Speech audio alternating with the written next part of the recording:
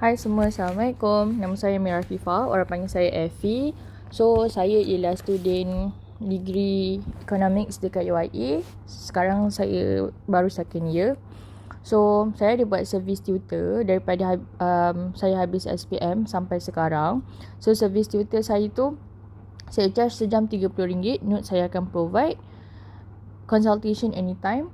So, saya buat video ni dengan harapan boleh memudahkan junior dan student saya buat revision.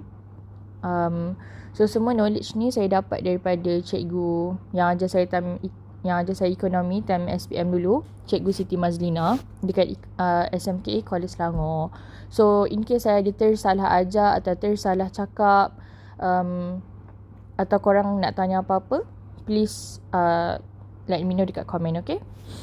Alright, so jom kita buat trial Sabah. Okay, ni part 1, soalan 1 sampai 10. Okay, apakah tujuan kerajaan membuat pilihan apabila mengeluarkan suatu keluaran? Okay, so dia tanya ke tujuan kerajaan. So, first kali ada 3 unit ekonomi. Dalam ekonomi ada 3 unit ekonomi, iaitu unit ekonomi ni maksudnya main character. Apa main character yang ada? Apa watak yang ada dalam ekonomi ni? Okay, so yang pertama ada isi rumah. Siapa di isi rumah? Isi rumah tu kita. And then ada firma. Firma tu apa? Firma tu syarikat. Okay, pihak yang produce barang. And then yang ketiga ada kerajaan. Okay, so setiap daripada unit ekonomi ni ada kekurangan masing-masing. So isi rumah kita kekurangan apa? Kita sentiasa kekurangan pendapatan. Kalau firma, company, dia kekurangan modal, okay, sumber ekonomi. Dan kerajaan dia kekurangan hasil negara. Okay, so semua unit ekonomi ni akan buat pilihan untuk maksimumkan apa yang diorang nak. Okay, so kalau isi rumah, dia nak maksimumkan kepuasan kita. Okay, buat pilihan nak maksimumkan kepuasan. Lepas tu firma buat pilihan nak maksimumkan keuntungan. And then kerajaan buat pilihan sebab nak maksimumkan kebajikan rakyat. Okay, so nombor 1, apakah tujuan kerajaan buat pilihan? So kerajaan buat pilihan untuk maksimumkan kebajikan masyarakat. Okay, so kenapa salah? Sebab maksimumkan keuntungan ialah firma. Mengurangkan masalah pembaziran, tak ada kaitan. Maksimumkan kepuasan pengguna, maksimumkan kepuasan je ialah isi rumah. Okay, so jom kita sambung soalan yang kedua. Pernyataan yang manakah benar tentang faktor pengeluaran? Okay, so nombor 2, apa yang benar tentang faktor pengeluaran? Faktor pengeluaran tu apa? Faktor pengeluaran tu 4 benda yang korang duk hafal tu. Okay, apa dia? Tanah, buruh, modal dan usahawan. Okay, so faktor pengeluaran nama lain dia ialah sumber ekonomi. Okay, faktor pengeluaran ni sama je dengan sumber ekonomi. Dia benda yang sama. Okay, so tanah ialah benda yang semula jadi. Tanah benda yang semula jadi. Penawaran terhad. Penawaran untuk tanah terhad. Okay, penawaran SS. Penawaran terhad. Tanah ni ada mobility kegunaan. Tapi dia tak ada mobility geografi sebab tanah tak boleh digerakkan. Okay, tanah dia boleh guna je. And then apa ganjaran bagi tanah? Kalau bagi hak pemilikan dapat sewa. Okay, then buruh. Buruh ni orang yang bagi tenaga, fizikal dan mental. So buruh ada mahir, ada tak mahir. Kalau mahir kerja dalam aircon, tak mahir bukan dalam aircon. Tu ringkasnya lah, okay. So buruh akan dapat upah. Buruh ada mobility geografi yang tinggi. Mobility geografi tu maksudnya boleh bergerak. Mobility tu keupayaan. Geografi tu lebih kurang macam pergerakan lah. Pergerakan. So mobility ialah keupayaan bergerak yang tinggi. Sebab buruh boleh pindah-pindah tempat kerja anytime. So tanah buruh. Okay, modal pula apa? Modal ialah alat ciptaan manusia untuk hasilkan barang dan perkhidmatan. So modal ni ada yang mobility rendah, ada yang mobility tinggi. Okay, apa contoh modal mobility rendah? Contohnya mesin lah. Mesin boleh boleh digerakkan, boleh ditransfer ke tempat lain. Tapi kalau modal mobility rendah, contohnya kilang. Okay, kilang tak boleh digerakkan. So modal ni, okay, ganjaran ni ialah faedah. Tanah, buruh, modal dan usahawan. Okay, last sekali usahawan. Usahawan ni apa? Usahawan ialah individu yang gabung dan selaraskan faktor pengeluaran untuk hasilkan barang dan perkhidmatan.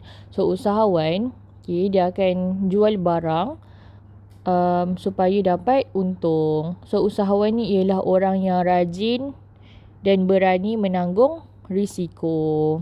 Okay, so tu recap lah. Okay, jom kita tengok pilihan jawapan yang ada. Okay, untuk nombor 2 kan. Nombor 2. Pernyataan manakah benar tentang faktor pengeluaran? Okay, faktor pengeluaran ada 4 tadi. Okay, A dikata modal ialah penawaran tidak terhad. Modal penawaran tidak terhad. Modal penawaran tidak terhad. Bukan. Patutnya buruh. Patutnya dia tu kena tulis buruh penawaran terhad. Okay. B, buruh merupakan individu yang gabungkan faktor pengeluaran untuk hasilkan output. So yang gabungkan ialah usahawan. Untuk hasilkan output. Hasilkan output maksudnya hasilkan produk. Okay, salah lah, patutnya usahawan. Okay, C, tanah ialah sumber alam semula jadi yang digunakan bagi tujuan menghasilkan barang. Betul ke? Tanah bukan untuk hasilkan barang. Tanah untuk bagi hak pemilikan melalui sewa. Okay, so C pun salah. Tengok D. Usahawan adalah individu yang menyumbangkan tenaga fizikal dan mental dalam proses pengeluaran. Yes, ni baru betul. So usahawan ialah orang yang berani tanggung risiko.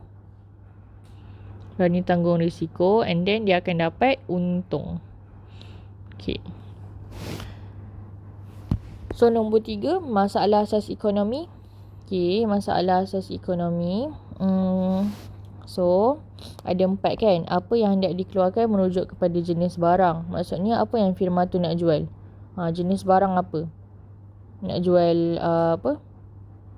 Nak jual kasut ke, baju ke.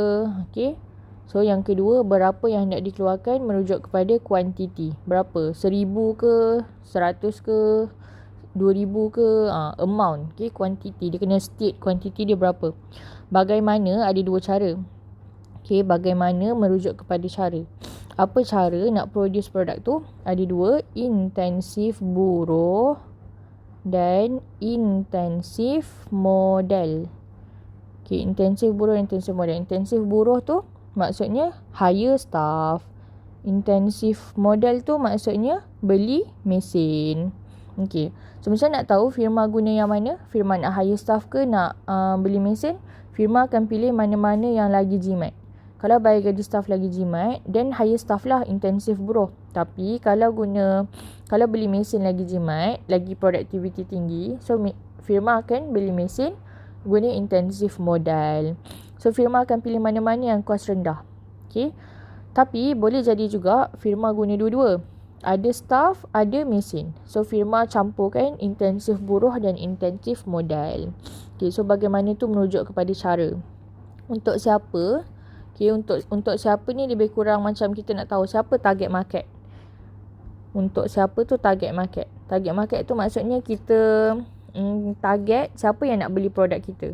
So ada 2, mengikut corak agihan pendapatan, dan mengikut corak agihan barang. Okay, apa beza dia? Corak agihan pendapatan ni bergantung kepada income level. Taraf pendapatan. So kalau firma tu jual barang yang murah, dia target B40 akan beli. Kalau firma tu jual barang yang mahal, dia target T20 akan beli. Lebih kurang macam tu.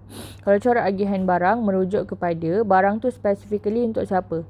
Contoh, firma yang jual Pampers, target market dia parents yang ada baby akan beli. Ataupun firma yang jual ubat, so target market dia orang yang sakit akan beli.